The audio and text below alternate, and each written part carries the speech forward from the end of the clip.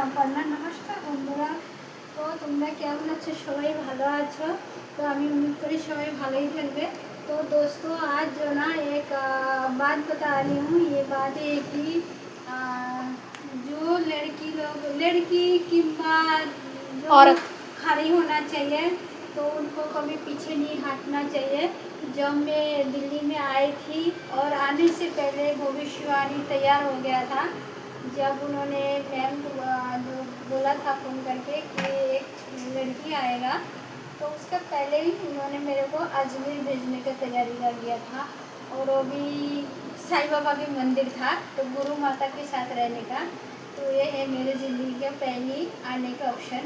तो पहली भगवान जी के दरबार में बुलाया था, फिर हमने दिल्ली आया। दिल्ली आने के बाद फिर हम कुछ दिन दिल्ली में काम किए थे। उसके बाद फिर हम अजमेर भी गया था बाबा जी के पास। वहाँ हम 6-7 महीना वहाँ काम करके फिर हम दिल्ली में आया। তো বন্ধুরা, যখন আমি আজমের গিয়েছিলাম আমাকে একটা গুরুমার কাছে যেতে হয়েছিল। সে এক সাই বাবা মন্দির, সে সিন্ধি লোকেদের মন্দির, মানে সিন্ধি লোকদেরকে ঠাকুর মানে যেরকম গুরু অনুকূল ঠাকুর ওই রকম টাইপের সাই বাবা থাকে ওদের, ওরা ওই ভগবানটাকেই মানে। তো আমার যখন দিল্লিতে আসা, তো ম্যাডামের সাথে আগে কথা বলা হয়েছিল যে তুমি একটা মেয়ে আসবে, তাকে নিয়ে আসবো। তো বলছে ঠিক আছে, আমাদের তো গুরুমা আছে, তো তার দেখাশোনা করার জন্য তাকে গুরুমার কাছে পাঠাবো। আমি তার কাছে অনেক দিন ছিলাম अजमेर। साई बाबा मंदिर में था जो गुरुमा था, तो उनके ওদের পাশে ছিলাম 6-7 মাস।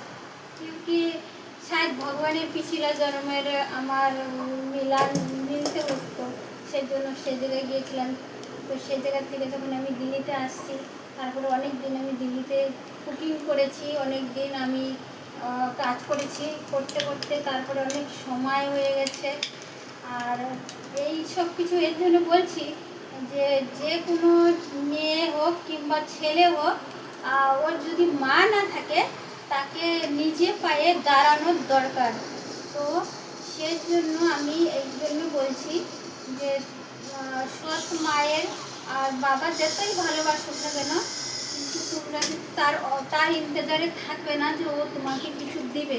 তোমার ভাগ্যে তো যেটা থাকবে সেটা তোমাকে পরে পাবে, কিন্তু তুমি নিজে পায়ে দাঁড়ানোর जন্য ওই जगह থেকে বাইরে আসার চেষ্টা করবে, ঠিক আছে?